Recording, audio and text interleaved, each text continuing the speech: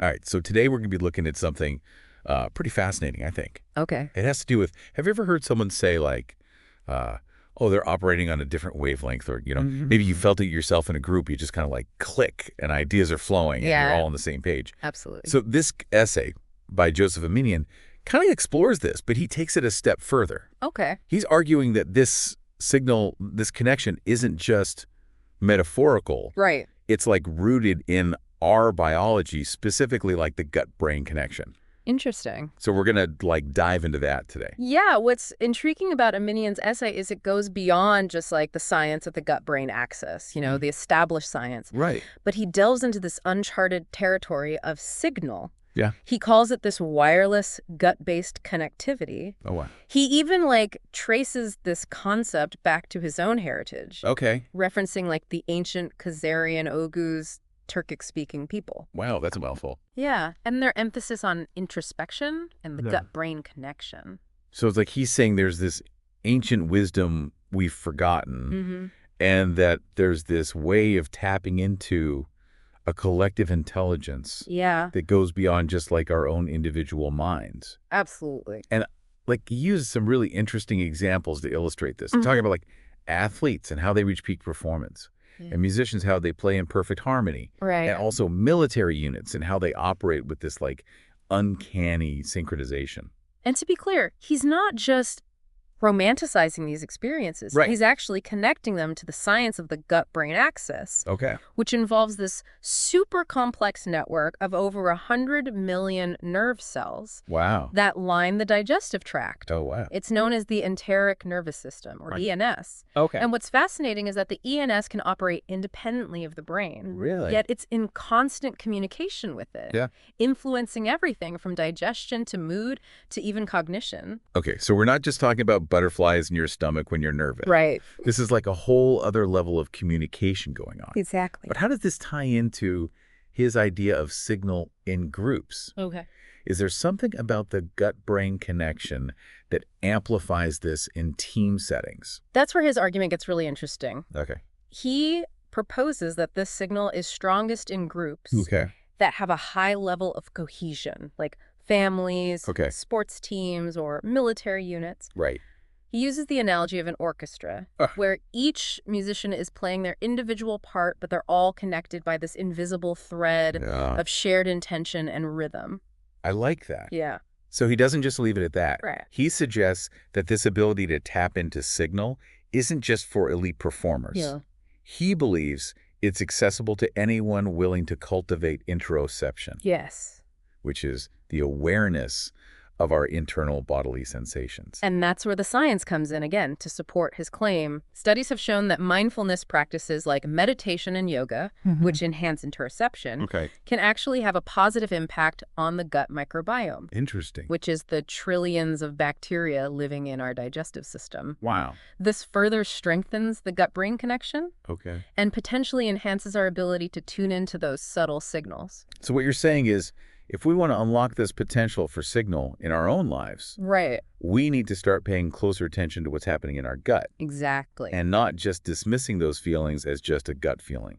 Yeah, not just a hunch. Right. There's something more to it. So how do we actually do that? Right. What are some practical steps we can take? Well, that's where the real work begins. Okay. Aminian emphasizes the importance of cultivating a deeper awareness of our gut sensations, learning to distinguish between different signals, and understanding how they relate to our thoughts, emotions, and behaviors. Right. He suggests practices like journaling, mindful eating, and even spending time in nature to enhance this connection. Okay, so we're not just talking about a quick fix here. No. This is about developing a deeper understanding of ourselves and how we connect to the world around us. Exactly. But before we get too far ahead of ourselves, let's go back to his examples of those high-performing groups. Is there any scientific evidence suggesting that the gut-brain connection plays a role in their success? There's some compelling research emerging in this area, particularly in the field of sport science. Right. Studies have found that professional athletes tend to have more diverse and robust gut microbiomes compared to sedentary individuals. Interesting. This suggests that the intense physical training and dietary habits of athletes may be shaping their gut bacteria in a way that benefits both their physical and mental performance. So is it possible that this supercharged gut microbiome is contributing to their ability to perform under pressure and make those split-second decisions and achieve that level of synchronization we see in team sports? That's certainly a hypothesis worth exploring. Okay. And it's not just limited to athletics. Right. The U.S. Army is actively researching the impact of stress on gut health. Wow. And warfighter performance. So they're looking at the gut-brain connection on the battlefield. Literally. Wow. That's incredible. They've established the Tri-Service Microbiome Consortium to investigate how factors like deployment, sleep deprivation, and extreme environments can disrupt the gut microbiome and in turn affect cognitive function, decision-making, and even team cohesion. So the military is literally studying this. Yes. But what about those of us who aren't elite athletes or soldiers? Right. How can we apply these insights to our everyday lives? Aminian suggests that paying attention to our gut feelings can be incredibly valuable in navigating the complexities of daily life, whether it's making a career decision, choosing a partner, or simply deciding what to eat for dinner. Yeah. Tuning into those subtle gut signals can provide valuable insights that our rational mind may miss. So it's not about throwing logic out the window. No, not at all. It's about integrating those gut feelings into our decision-making process. Exactly. And recognizing them as a source of wisdom and guidance. Yeah, like an additional source of information. But let's be honest, sometimes those gut feelings can be downright uncomfortable. Absolutely. What about those times when our gut is telling us something we don't want to hear? That's where the real challenge lies. Yeah. Aminian acknowledges that listening to our gut can sometimes lead us down paths that are unfamiliar or even daunting. Right. But he argues that it's precisely in those moments of discomfort that we have the greatest opportunity for growth. So it's about leaning into those uncomfortable feelings, trusting that our gut is guiding us towards something better, even if it's not immediately apparent. Exactly. But how do we distinguish between a genuine gut feeling and just plain old anxiety or indigestion? That's a question that requires a bit of introspection and self-awareness. Okay. Aminian suggests developing a gut vocabulary by paying attention to the specific sensations we experience in different situations. So what does a tight feeling in your stomach mean? Yeah. Or a fluttery sensation? Exactly. Does that always accompany a sense of dread, or does it mean excitement for you? Interesting. So it's about becoming a student of your own gut, learning to decode its language and decipher its messages. But what about those times when our gut seems to be sending conflicting signals? Right. How do we navigate those situations? That's where the concept of interoception becomes even more crucial. By cultivating a deeper awareness of our internal sensations, we can start to discern the subtle nuances of our gut feeling and differentiate between those that are aligned with our true selves and those that may be driven by external pressures or limiting beliefs. So it's about learning to trust our gut, but also knowing when to question it. Yes. And to challenge those gut feelings that may be leading us astray. Exactly. Okay, well, that's all really interesting, and I think we've laid some good groundwork here. Yeah. But there's still a lot more to unpack when it comes to this concept of signal. Absolutely. Especially as it relates to team dynamics. Yes. And how we can cultivate it in our own relationships and communities. That's a big one. Yeah. So we'll dive into all of that in the next part of our deep dive. Looking forward to it. Stay tuned. Yeah. You know, it's interesting you mentioned conflicting signals. Yeah. Because Aminian actually delves into that. Okay. That very tension between the individual and the collective gut feeling in his essay. Yeah. He brings up this study on athletes where those with average team cohesion, not the highest or lowest, displayed better positive self-talk skills. That really jumped out at me, too. Yeah. It's like you think being super tight-knit would be all positive. Right. But maybe there's something to be said for a bit of individual space within a group. It could be that being too cohesive might stifle individual expression or the need to critically evaluate situations. Right. Aminian stresses that even within a group, nurturing your own signal through introspection is crucial. It's like Each instrument in an orchestra needs to be tuned individually. Yes. Before they can harmonize as a whole. Exactly. But how does the signal actually manifest in a group? Okay. Is there any scientific basis for this collective intuition Aminian describes? While research on group signal is still emerging, there are some intriguing findings about how social interaction impacts the gut microbiome. Okay. For example, studies have shown that couples who live together tend to develop more similar gut microbiomes over time. So our gut bacteria are literally influenced by the people we spend the most time with. It appears so. That's both fascinating and a little creepy. It really highlights the interconnectedness of our biology and our social environment. That's true. And if you think about it, it makes sense from an evolutionary perspective. Okay. A shared gut microbiome could be beneficial for survival, allowing groups to better digest certain foods or resist certain pathogens. It's almost like a form of biological teamwork happening at a microscopic level. Exactly. But how does this relate to Aminian's concept of signal? Well, if our gut microbiomes are influenced by social interaction, it's possible that this could also impact our gut feelings and our ability to connect with others on a deeper level. Right. Imagine a team of athletes, for example, who train and eat together regularly.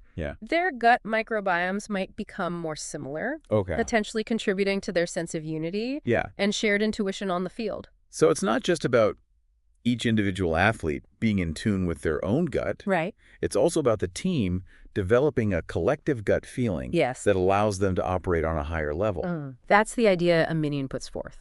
And while this is still largely theoretical, it raises some fascinating questions for future research. Like what? Could we actually measure group signal by analyzing the gut microbiomes of team members? Wow. Could we even manipulate the gut microbiome to enhance team performance? Those are some mind-blowing possibilities. Yeah, it's pretty wild. Well, let's bring it back to a more practical level. Okay. If someone's listening to this thinking, okay, this is all very interesting, but how do I actually cultivate this signal in my own life? Right. What advice would you give them? Aminian emphasizes the importance of starting with self-awareness. Okay. He suggests keeping a journal to track your gut feelings throughout the day, paying attention to the specific sensations you experience in different situations. Okay. What triggers a knot in your stomach? What brings about a sense of ease and expansion? So it's about developing a language for our gut feelings and learning to differentiate between those that are serving us and those that might be holding us back. That's the key. And once you start to develop this awareness, you can then start to explore practices that enhance your gut-brain connection and your ability to tune in to signal. Things like mindfulness meditation have been shown to increase activity in the insula, the part of the brain that processes interoceptive signals. So by training our minds to focus on our internal sensations, we can actually strengthen the communication pathways between the gut and the brain. That's the idea. That's incredible. And there's a growing body of research exploring the benefits of practices like yoga, Qi, and even spending time in nature for enhancing interoception and promoting gut health. Aminian argues that by engaging in these activities, we can cultivate a deeper sense of connection with ourselves and with the world around us. It sounds like he's suggesting that this signal is more than just a way to improve our performance or achieve our goals. It's about tapping into a deeper sense of meaning and purpose, a way of connecting with something larger than ourselves. That's a beautiful way to put it. Yeah. But let's be realistic. Okay. Not everyone has the time or resources to engage in daily meditation or yoga. Sure. Are there any simpler ways to cultivate this connection in everyday life? Absolutely. Okay. Even small changes can make a big difference. Like what? Aminian suggests incorporating mindful eating practices into your daily routine. Okay. Slow down, savor each bite, and pay attention to the sensations you experience as you eat. So instead of mindlessly scarfing down a sandwich at our desks, we should be treating each meal as an opportunity to connect with our gut and listen to its signals. That's the idea. And it's not just about how we eat. It's also about what we eat. Aminian emphasizes the importance of nourishing our gut microbiome with a diverse array of fiber-rich foods like fruits, vegetables, and whole grains. Those are the good guys. Sounds like we're coming full circle here. Yeah. We started by talking about the science of the gut-brain axis. Right. And now we're back to the basics of good nutrition. And that's really the beauty of Minion's essay. Yeah. He weaves together ancient wisdom, personal experience, and cutting-edge science to offer a holistic perspective on the gut-brain connection and its profound impact on our lives. It's a reminder that our gut is more than just a digestive organ. Absolutely. It's an intricate communication center that plays a vital role in our physical, mental, and emotional well-being. It really does. And by learning to listen to its signals, we can unlock a world of potential. Both individually and collectively. I love that. It's a journey of self-discovery, a path towards greater awareness, connection, and purpose. And I think Minion's essay provides a compelling roadmap for anyone who's ready to embark on that exploration. Yeah, I agree. It's definitely given us a lot to think about. Yeah, definitely. But before we wrap things up, I want to go back to something Minion mentioned about the importance of balancing the self and others. How does this concept tie into the gut-brain connection and this idea of signal? That's a crucial point that we'll explore further in the final part of our deep dive. Minion argues that as we cultivate a deeper understanding of our own gut feelings, we also become more attuned to the signals of those around us. So it's not just about listening to our own gut. It's also about learning to listen to the gut of the group. Yes. The collective wisdom that emerges when we're truly in sync with one another. That's a powerful way to put it. And it's a concept that has profound implications for how we build relationships. Absolutely. Create communities and navigate the complexities of our interconnected world. It really does. But we'll save that exploration for next time. Sounds good. Okay, so we're back, and we've talked about a lot in this deep dive. We have. From the science of the gut-brain axis to this more nuanced concept of signal and its role in both individual and group dynamics. Absolutely. But last time, you kind of left us hanging. Oh, did I? With the Minion's idea of balancing the self and others. Yeah. It sounds pretty philosophical. It does. So how does this connect back to our gut feelings and this whole signal thing? It's fascinating how Minion brings this seemingly abstract concept down to earth by literally grounding it in our gut. He argues that as we cultivate a deeper awareness of our own gut feelings, we also become more sensitive to the signals of those around us. So it's like as our own antenna gets stronger, we're able to pick up on those subtler signals from others. Exactly. Almost like we're expanding our awareness beyond our individual selves. He uses the analogy of a spider web, where each strand represents an individual, and the center where they all connect represents the collective. When one strand vibrates, the whole web feels it. I like that. Yeah. And Minion suggests that our gut feelings are part of this interconnected web, allowing us to sense and respond to the emotional states of others.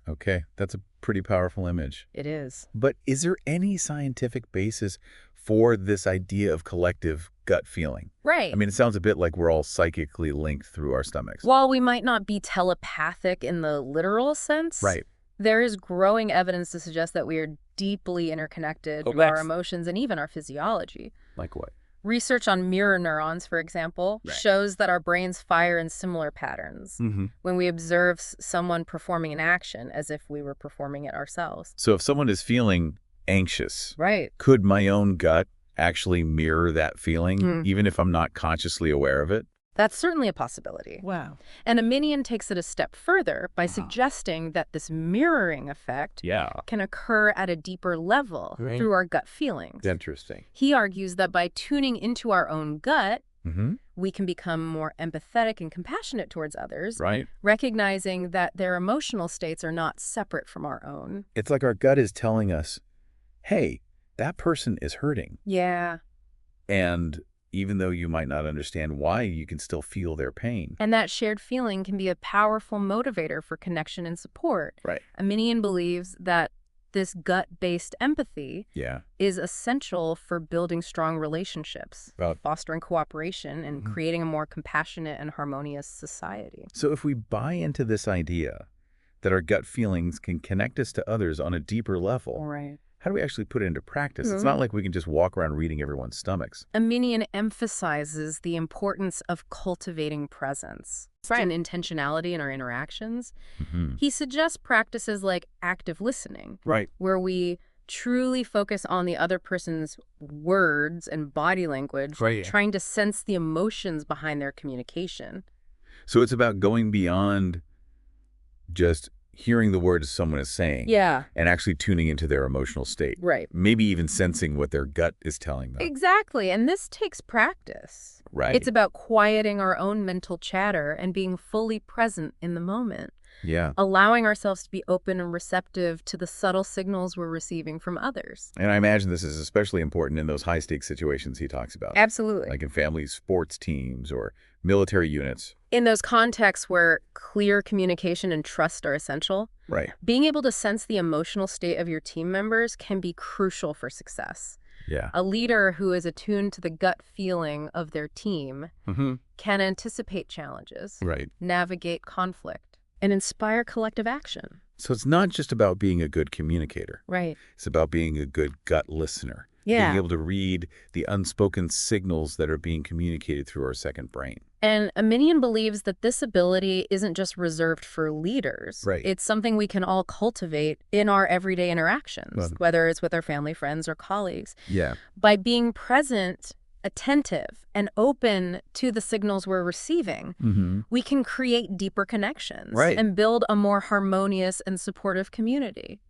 It sounds like Aminian is challenging us to expand our definition of communication. He is. To recognize that it's not just about the words we speak, but also about the unspoken signals we send and receive, or gut feelings. Your second brain. And by embracing this broader perspective, we can tap into a deeper level of understanding, empathy, and connection. Absolutely. Creating a world that is not only more efficient and productive, but also more compassionate and fulfilling. It's a pretty inspiring vision. It is. But I have to admit, it also feels a bit daunting. Yeah. It's like he's asking us to rewire our brains and our guts to operate on a whole new level. So where do we even begin? I think Aminian would say that the first step is simply to start paying attention. Okay. Notice the sensations in your gut throughout the day. What triggers a knot in your stomach? What brings about a sense of warmth and expansion? Okay. Start to develop a vocabulary for your gut feelings. And then start to notice those same sensations in others. Yeah. Pay attention to their body language, their tone of voice, the energy they're putting out. See if you can sense what their gut might be telling them. Exactly. And don't expect to become a gut whisperer overnight.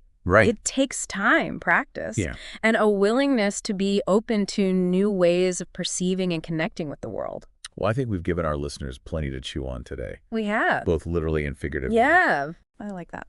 This deep dive into Aminian's essay has really opened my eyes to the incredible potential of the gut-brain connection. Yeah. Not just for individual well-being, but also for building stronger relationships, fostering collaboration, and creating a more compassionate and harmonious society. It's a journey that requires curiosity, courage, and a willingness to step outside our comfort zones. Absolutely. But the rewards, as Aminian suggests, are well worth the effort. Yeah. By tuning into our gut, we can unlock a world of wisdom, connection, and possibility. So to our listeners, we leave you with this. What if those gut feelings you've been ignoring hold the key to unlocking greater potential in all areas of your life? What small change could you make today to listen a little closer to your second brain? Maybe it's taking a few minutes to practice mindful breathing, savoring your next meal with intention, or simply paying closer attention to the unspoken signals in your next conversation. Whatever it is, trust your gut. It might just surprise you.